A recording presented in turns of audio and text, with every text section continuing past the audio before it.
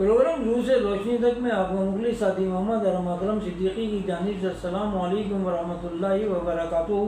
بسم اللہ الرحمن الرحیم۔ سننے والوں سے التماس ہے کہ اس پروگرام کو شروع سے آخر تک لازمی سنا کریں۔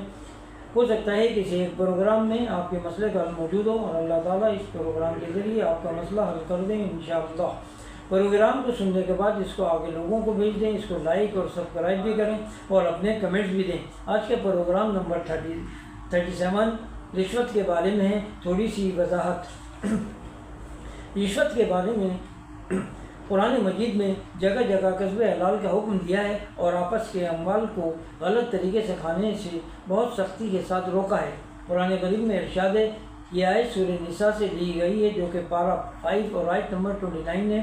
ترجمہ: اے ایمان والو، آپس میں ایک دوسرے کے مال ناحق طور پر مت کھاؤ۔ باطل طریقے پر مال کھانے کی کئی صورتیں ہیں، جن میں سے ایک طریقہ رشوت خوری کا بھی ہے۔ رشوت کا لین دین انسانی معاشرے کے لیے گھن کی حیثیت رکھتا ہے۔ ایک مجبور اور بے کس انسان اپنی جائز حاجات پوری کرنے کے لیے رشوت دینے کو تیار ہو جاتا ہے اور رشوت لینے والا اسے شیر مادر ماں کے دودھ کی طرح ہضم کر جاتا ہے۔ رشوت خور کو غور کرنا چاہیے کہ اگر میں اس بے کس کی جگہ ہوتا اور مجھ سے رشوت طلب کی جاتی تو میرے نفس پر کس قدر شاق گزرتا۔ جو حال میرا ہوتا وہی اس عاجز و بے کس کا حال ہے۔ شریعت اسلامیہ میں رشوت لینے اور دینا بلکہ لینے اور دینے والے کا واسطہ بننا سخت ترین جرم ہے۔ رسول اللہ صلی اللہ علیہ وسلم کا ارشاد ہے، ترجمہ: اللہ کی رحمت سے دور ہے جو رشوت دے اور رشوت لے اور اس پر جو واسطہ بن کر ان کے درمیان آنا جانا کرے۔ جس شخص سے رشوت طلب کی جائے وہ رشوت دے کر رشوت لینے والے کا مددگار بن جاتا ہے اور اپنی غرض کی وجہ سے دب جاتا ہے۔ جب معاشرے میں اس کا رواج ہو جائے تو اس کو قومی اور اجتماعی سزا دی جاتی ہے۔ رسول اللہ صلی اللہ علیہ وسلم کا ارشاد ہے، ترجمہ: یعنی جس قوم میں رشوت کا رواج ہو جائے اس کی گرفت رافت کے ذریعے کی جاتی ہے۔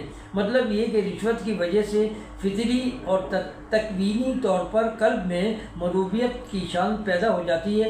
نہ حق کہہ سکتے ہیں اور نہ حق کا بول بالا کر سکتے ہیں۔ ان کو دشمن کا خوف کھا جاتا ہے، شجاعت اور دلیری کے حوصلے پست ہو جاتے ہیں۔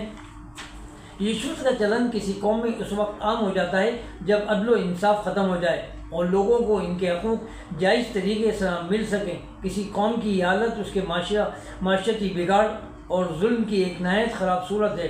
جس معاشرے میں انسانوں کے جائز حقوق کی راہ میں ظالم اہلکاروں کے ناجائز مطالبے حائل ہو جائیں، وہاں امن سکون بھلا کیسے قائم رہ سکتا ہے؟ یہی المیہ ملک پاکستان کے تمام صوبوں کا ہے۔ بس فیصلہ کرنا ناممکن ہے کون سا صوبہ رشوت کے اعتبار سے سر فہرست ہے۔ حدیث نبی صلی اللہ علیہ وسلم کا مطالعہ کریں، ترجمہ: رشوت دینے والا اور رشوت لینے والا دونوں ہی کے متعلق فرمائے کہ وہ جہنم کی آگ کا ایندھن ہے۔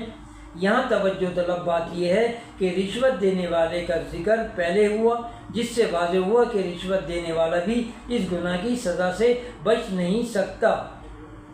یہاں ایک حدیث نبی صلی اللہ علیہ وسلم کی بیان کر رہا ہوں جو ابو بکر صدیق رضی اللہ تعالیٰ عنہ سے مروی ہے، ترجمہ: جس جسم کی پرورش حرام سے ہوئی وہ دوزخی ہے۔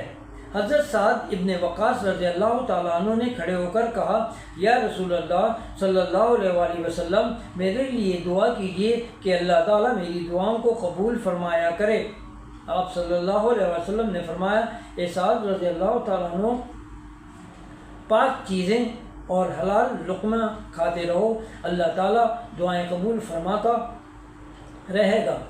قسم ہے اس اللہ کی جس کے ہاتھ میں محمد صلی اللہ علیہ وسلم کی جان ہے، حرام لقمہ جو انسان اپنے پیٹ میں ڈالتا ہے اس کی وجہ سے 40 دن اس کی عبادت قبول نہیں ہوتی۔ جو گوشت پوش حرام سے پلا وہ جہنمی ہے۔ تفسیر ابن کثیر جلد 1 صفحہ نمبر 235۔ قاضی محمد ارم اکرم صدیقی، روحانی کنسلٹنٹ، ماہر نفسیات و نکاح خواہ، گورنمنٹ سے منظور شدہ۔ Mobile number 0321-899-4315 03362642717۔ آئندہ پروگرام نمبر 38 ٹرانسفر کی منسوخی کے لیے ہوگا انشاءاللہ۔